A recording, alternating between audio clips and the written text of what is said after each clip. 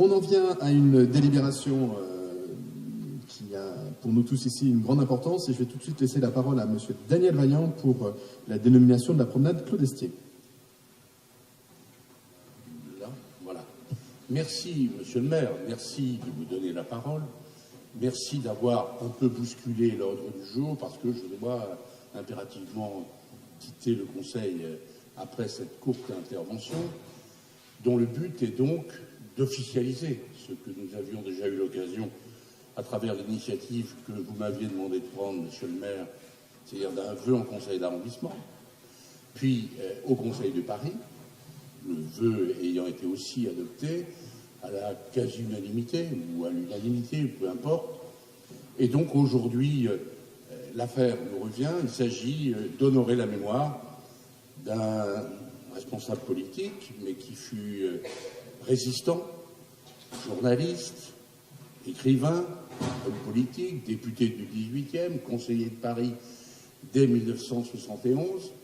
Et donc, il s'agit de Claude Estier. Ça ne vous surprendra pas, mais la nouvelle, c'est que la mairie de Paris, à notre demande, a accepté de faire une partition entre Dora Bruder, je trouve que la symbolique est réussie, pour que l'autre partie du mail Belliard s'appelle Claude Estier. Juste devant l'impasse du Talus, où Claude Estier a vécu très longtemps. Lui qui, par ailleurs, a été un artisan de la rénovation, avec d'autres, de la Moscova, où il habitait, qui a été un élu de grande carrière, comme on disait à l'époque, et qui est toujours resté fidèle au 18e arrondissement. Fidèle à ses valeurs, je ne vais pas refaire l'intervention que j'ai eu l'occasion de faire ici, sous peine d'être redondant, répétitif, d'autant qu'il y aura l'inauguration le 10 avril, à 11h, je crois,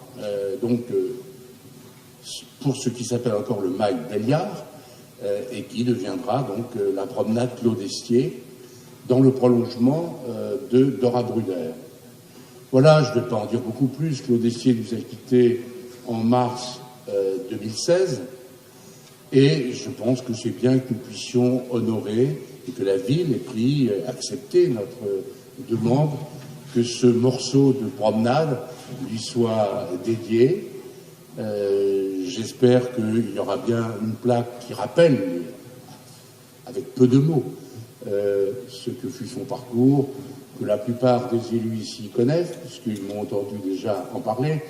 À l'occasion des obsèques, on a eu l'occasion d'évoquer, y compris à la mairie du 18e arrondissement.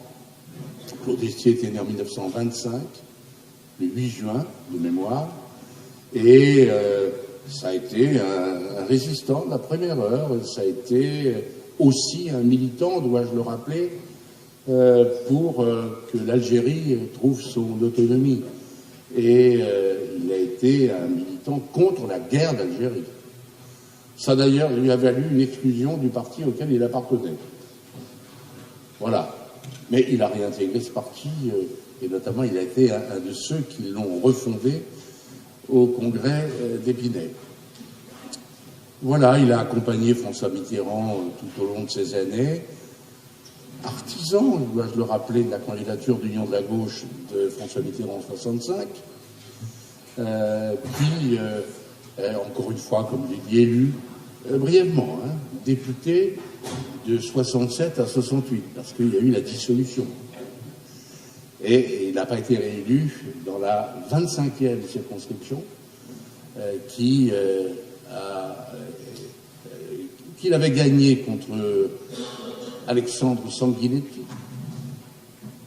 Et c'est Louis Vallon qui l'a remplacé à l'Assemblée nationale, qui venait de Sarcelles, gaulliste de gauche, c'était déjà mieux entre nous. Voilà, et donc Claude Estier a été réélu en 81, de très peu, face à Roger Chinault, que je salue. Et voilà, il a été un militant, un responsable politique, qui avait la plume très alerte. Il a écrit beaucoup de bouquins, des journaux de campagne, et c'est quelqu'un, qui pour moi a représenté beaucoup, parce que quand je me suis engagé en politique, je dois avoir 16 ans, c'est Claude Essier qui m'a accueilli dans le 18e, dans la Convention des institutions républicaines. C'est très ancien, ne cherchez pas, c'était un petit parti sympathique, mais qui a eu quand même la capacité à provoquer le congrès d'Épinay dont je parlais tout à l'heure.